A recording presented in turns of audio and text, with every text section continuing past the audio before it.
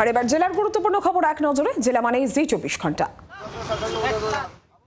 নিকাশি সমস্যায় নাজেহাল হুগলির সপ্তম গ্রামের বাঁশবেড়িয়া এলাকার বাসিন্দারা। 3 দিন আগের বৃষ্টিতে এখনো জমে রয়েছে জল।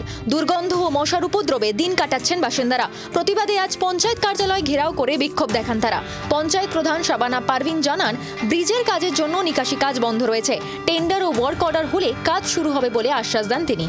ছিনতাইকারী চক্রের মূল পাণ্ডাকে জলপাইগুড়ি থেকে গ্রেফতার করল নদিয়ার শান্তিপুর থানার পুলিশ। ধৃতের নাম সঞ্জয় গোয়ালা, বাড়ি জলপাইগুড়ি জেলার কাঁটাপুকুর এলাকায়। বেশ কিছুদিন ধরেই হরিণহাটা থেকে শান্তিপুর পর্যন্ত রানাঘাট পুলিশ জেলার অন্তর্গত বিভিন্ন থানা এলাকায় সক্রিয় হয়ে ওঠে একটি ছিনতাই চক্র। প্রায়ই বয়স্ক নাগরিকদের থেকে ছিনতাইয়ের অভিযোগ আসতে থাকে। এই ছিনতাই চক্র ধরতে পুরস্কার ঘোষণা করে রানাঘাট পুলিশ জেলার পুলিশ সুপার। শেষমেশ পুলিশের জালে চক্রের মূল পাণ্ডা।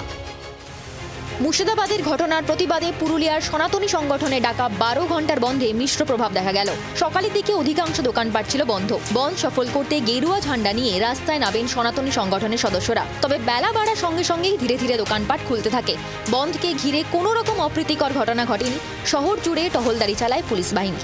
ফের পিটিয়ে খুনের অভিযোগে শিরোনামে মালদা। মাত্র 4000 টাকা পাওনা চাওয়ায় টোটো চালককে পিটিয়ে খুন করার অভিযোগ উঠল এলাকারই এক বাসিন্দার বিরুদ্ধে।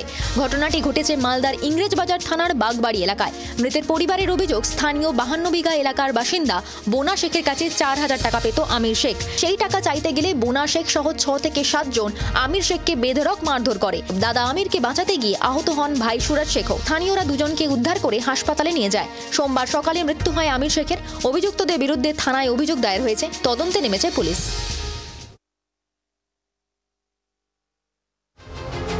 আদিবাসী মহিলার রহস্য মৃত্যুতে চাঞ্চল্য পুরাতন মালদার গোবিন্দপুর এলাকায়। সোমবার সকালে নিজের ঘর থেকেই মহিলার দেহ উদ্ধার হয়।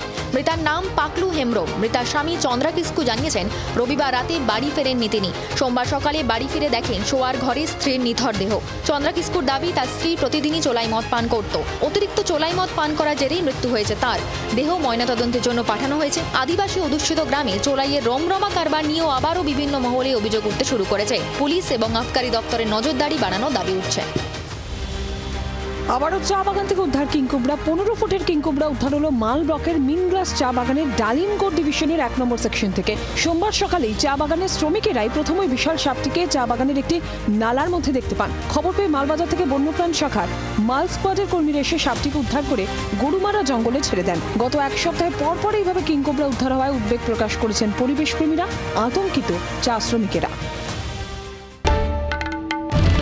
বাংলার আওয়াজ, বাঙালির আবেগ, জি24 ঘন্টা।